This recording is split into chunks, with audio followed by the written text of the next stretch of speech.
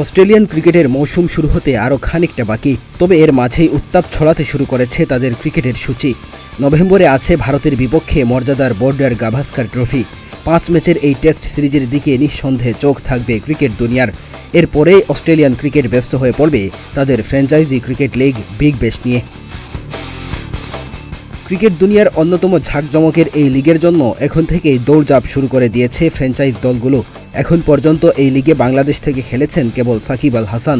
তবে প্রতি বছরই আগ্রহী খেলোয়াড়দের তালিকায় টাইগার ক্রিকেটের একাধিক তারকাই নাম জমা দিয়েছিলেন। 2025 সালের আসরের জন্য সেই তালিকা কিছুটা লম্বাই বটে। সেপ্টেম্বরের 1 তারিখে মেলবোর্নে বসবে এবারের ড্রাফট, যেখানে বাংলাদেশের 9 তারকা নিজেদের নাম জমা দিয়েছেন আগ্রহী হিসেবে, যাদের মধ্যে জাতীয় দলের নিয়মিত মুখ অন্তত 7 জন। তবে এই 9 জনের মধ্যে কেবল 6 জন নিজেকে পুরো টুর্নামেন্টের জন্য অ্যাভেইলেবল রেখেছেন।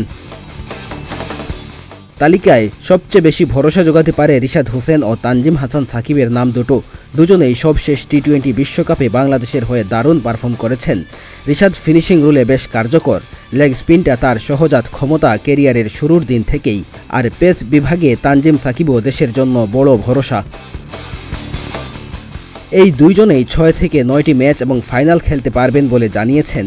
একই শর্তে ড্রাফটে নাম তুলেছেন জাতীয় দলেরই আরেক নাম তানজিদ হাসান তামিম। এই ওপেনারও আছেন 9 জনের তালিকায়। পুরো আসর খেলার জন্য ড্রাফটে নাম জমা করেছেন 6 জন। পেসার হাসান মাহমুদ, উইকেট রক্ষক ব্যাটার জাকের আলী অনিক ছাড়াও এই তালিকায় আছেন 2 অলরাউন্ডার মোহাম্মদ সাইফুদ্দিন ও শামীম হোসেন পাটোয়ারি। বাকিদের মধ্যে আছেন ব্যাটার রনি তালুকদার ও স্পিনার তাইজুল ইসলাম।